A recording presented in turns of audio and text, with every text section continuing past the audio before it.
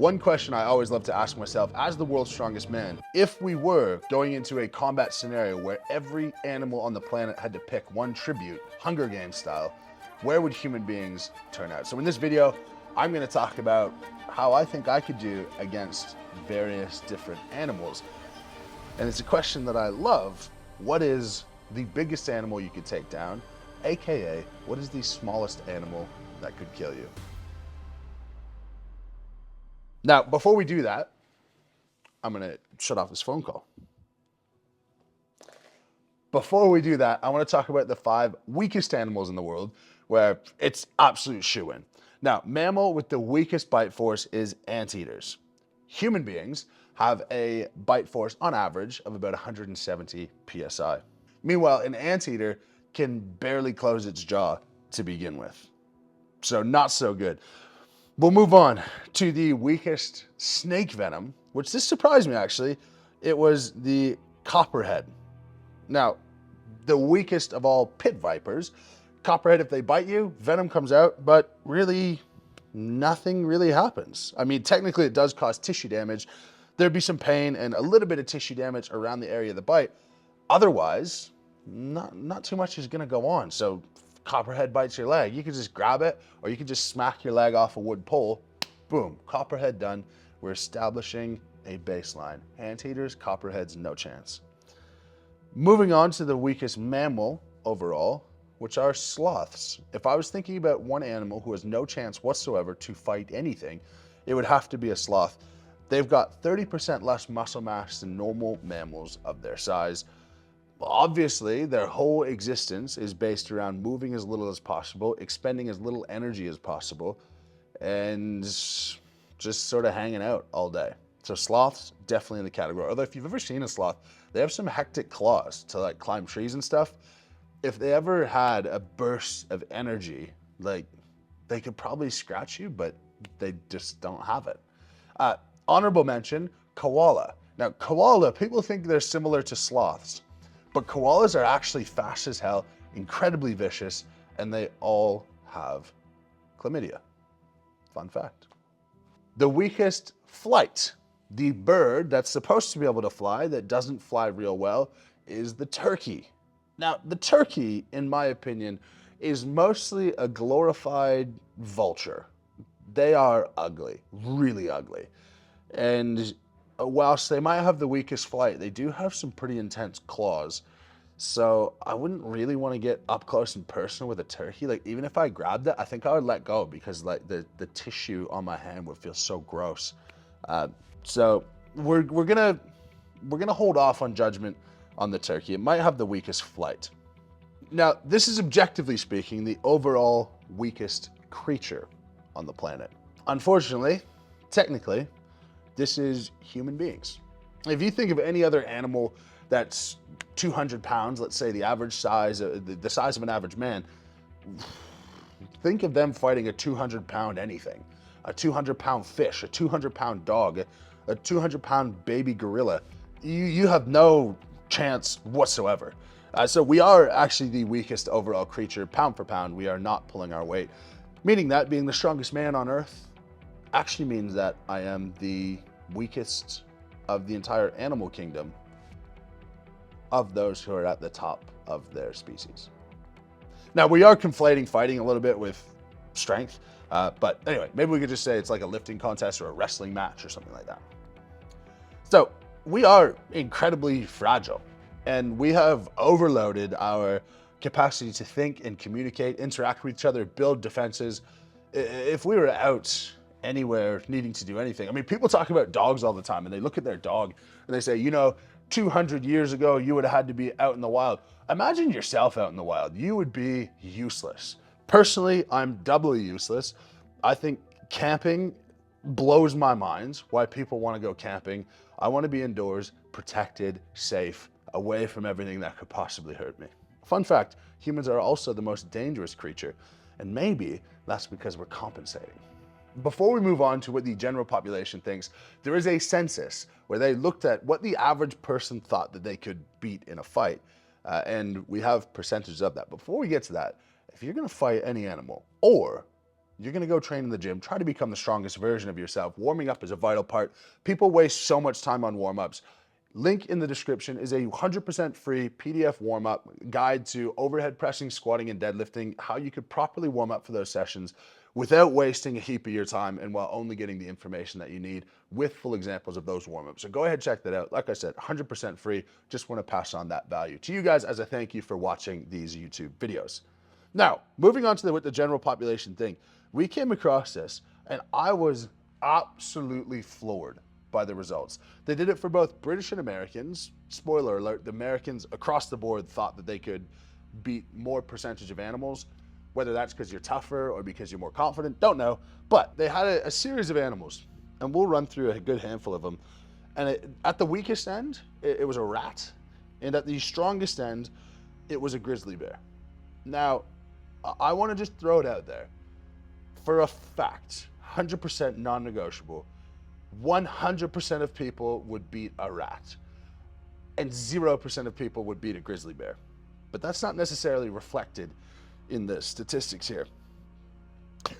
Only about 70% of people thought that they would be able to kill a rat if push come to shove in a fight to the death.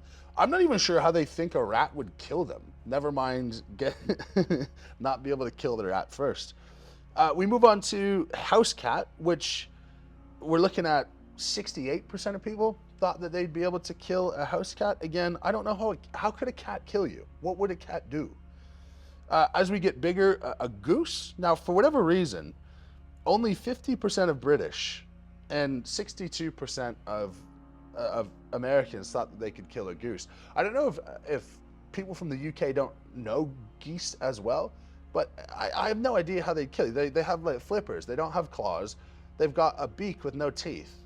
Like, what would be the move for a goose to kill you? Again, I think pretty much anyone could kill a goose who's not like a baby or a small infant. But that shakes out, on average, about 55% of people think that they could take on a goose. Medium-sized dog, this is, in my opinion, this is getting to the limit of human capability. And I'll give that summary at the end. But somewhere around 45% of people thought that they could get a medium-sized dog. I suppose it depends what kind of dog it is. But if you were looking at a pit bull, again, I'm sorry, I don't think you have a chance. Now, all of these rest, it's 20% or lower for an eagle, a large dog, a chimpanzee, king cobra, kangaroo, wolf, crocodile, gorilla, lion, elephant, and grizzly bear. I do want to highlight, though, that, and I'll just talk average numbers, there's like 6% of people who think that they could kill a grizzly bear. We're not talking with weapons. We're talking like you're in a fight with a grizzly bear. That is one of the most absurd things I've ever read. There's similar statistics for an elephant, a lion, a gorilla, a crocodile. People, no, never, not in a million years. I would stand absolutely no chance. There's no one on the planet who could kill. How would you kill an elephant? What's the move to kill an elephant? Like, you could get it on its side. You could be like jumping on its head and it would be totally fine. It would wonder what the ant jumping on its head is doing. So let's move on. Before I give my thoughts on where we would stand as the human species with me as the representative, go ahead, pop in the comments. Where do you think? What's the biggest thing that you think you could take down more than 50% of the time? Now, there is a artificial intelligence, which has given a sort of hypothetical scenario where if a fight actually happens, they talk about different defense mechanisms and whatnot, but it just basically says we are not well equipped in any capacity to engage with any animal, which is true. We have incredibly thin skin. We have no protection on our skin. We wear clothes. Like we're totally useless. Anyway, let's get back to this chart. And I think this provides a really good place for us to make a clear determination. Going from the bottom up, grizzly bear, 0%.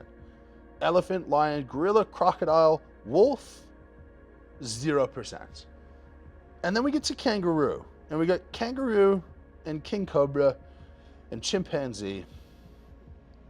Those three are pretty close, I think, in terms of defensibility, I'd definitely be most scared of the cobra, and definitely I think best chance against the chimp, because chimps are a bit human-like. You could sort of deal with what's going on, but if it's a snake, I don't know snake defense tactics. I'd try to kick it or something, it'd probably bite my leg.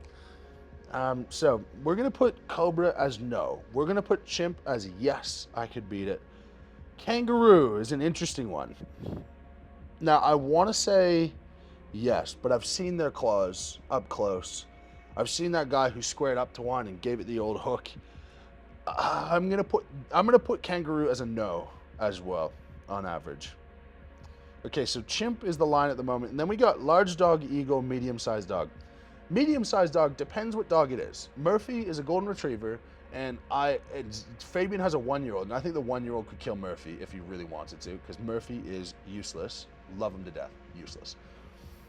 If it was a pit bull, I think that's a medium-sized dog. I don't think I could do that. So let's say large dog. We'll put pit bull as large dog, large/very aggressive dog. Yes, I know you train it properly. It's not aggressive, right? Okay. We're gonna say large dog. Large dog is gonna be a no. I think they're too strong. I also don't know what the movement would be. So I think firmly, I'm gonna put humans and chimps on the same level. I think if it has to be an average chimp though. World's strongest chimp would really do a number on me, but an average chimp, the average chimp, I think that's where we're at. I think I could do it. That's where I stand. Let me know your thoughts. Do you think I could take on a chimp? Do you think you could take on a chimp? Or are you one of the 6% of people who think that you could take on a grizzly bear? Now, I'm going to pull a little bit of statistics here in terms of grizzly bear. They are on average 500 pounds. And they are